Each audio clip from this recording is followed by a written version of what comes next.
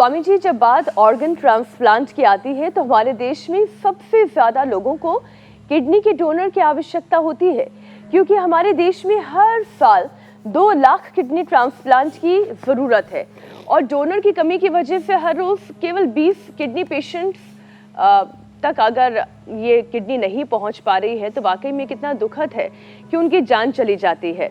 हर रोज 20 kidney patient अपनी जान इसलिए गंवा रहे हैं क्योंकि उन्हें सही समय पर डोनर नहीं मिल पाता है। तो स्वामी जी, ऑर्गन डोनेट तो जरूर करने चाहिए, लेकिन ये नौबत ही ना आए कि किडनी ट्रांसप्लांट जैसी स्थिति पैदा हो।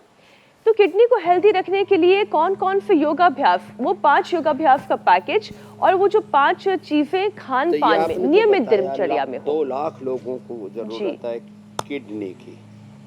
हाँ, अब दोनों चीजें बताता हूँ। एक तो देखो इधर ही है, हॉट एंड कोल्ड प्रेस कर रहे हैं, ये भी एक प्रक्रिया है।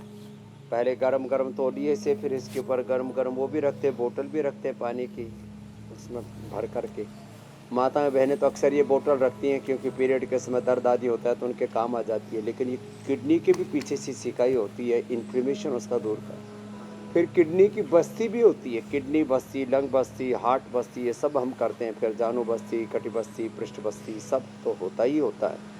तो मंडूक आसन से गोमुखासन तक, जैसे मैं कह रहा था, ये सब आसन करने से सीधा सीधा असर हमारी किडनी पर होता है। किडनी के लिए बस 5-7 बातें ध्यान रखें। अनाज में गेहूं का, चावल का और तमाम तरह के दूसरे अनाजों का सेवन बंद करके, जिनको किडनी की प्रॉब्लम है उनको तो केवल कुछ दिनों तक जौ का आटा और जौ का दलिया, ये पहली बार किसी ने उपलब्ध कराया। तो पतंजलि ब्रांड है, ये हमारे लिए व्यापार नहीं है, हमारे लिए कोई कमाई का जरिया नहीं है, ये तो उपचार की, उपकार की, भलाई की भावना से हम तैयार करते हैं। तो ये जौ का आटा, जौ का दलिया खाएं। और दालों में कुलथ की दाल रात को भिगो दें तो उसकी गर्मी निकल जाती है। कुलथ की दाल वो सर्दियों में खाते हैं, गर्म होती है, और उसको हींग का तड़का लगा के खाते हैं, थोड़ा और अच्छी हो जाती है।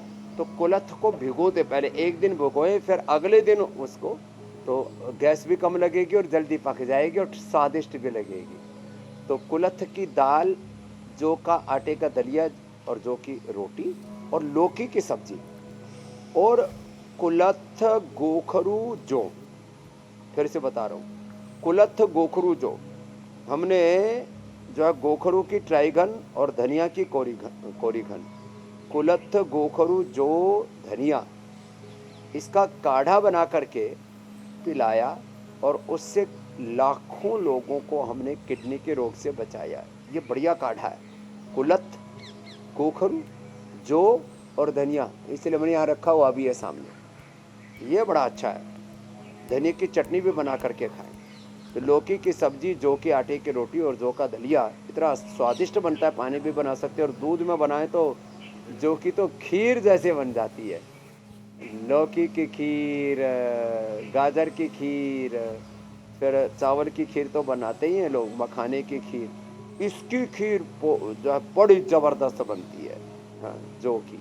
हाँ, और जौ और तिल हमारे यहाँ पूजा में बहुत अधिक प्रयोग किए जाते हैं।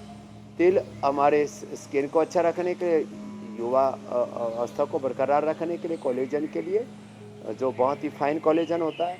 और जो है वो हमारे यवास्य में, मधुवास्य में, तिलास्य में, मांसास्य में, ये सब जो है ना, उसको सबसे श्रेष्ठ सात्विक अन्न हमारे यहाँ पर माना गया है। जो को थोड़ा कूट करके अच्छे से, और इसको यदि गाय को खिला दिया जाए और उसके बाद में एक और विशेष प्रक्रिया से संस्कारित होकर के गोबर के माध्यम से निकलता, उसको धोकर के खाते हैं जो गोव्रती होते हैं हमारे पूज्य स्वामी राजेंद्र दास जी महाराज जी जैसे महापुरुष। मैंने भी फिर उनके यहाँ पर ये इसके जौ के आटे की रोटी खाई है, जो गोमाता के गोमय से निकल का, ओ हो, ये तो अप्रतिम है। खैर, थोड़ा ज़्यादा डीप चले गए हम।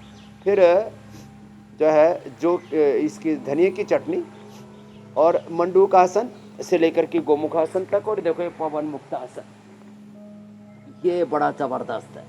फिर बीच में पावर योगा आज हम कराएंगे, और अंत में फिर जो है yoga for youth, anti ageing योग, पावर योग, इम्यूनिटी योग, लॉन्गेविटी योग, ये बड़ा ट्रेंडिंग है।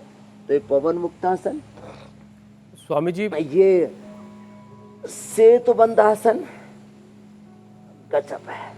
उत्तान पादासन ये सब किडनी के लिए अप्रतिम है। और ये पादमुष्ट नासास्पर्शासन सर्वांगासन जी मेरे भाई हुसैन जी,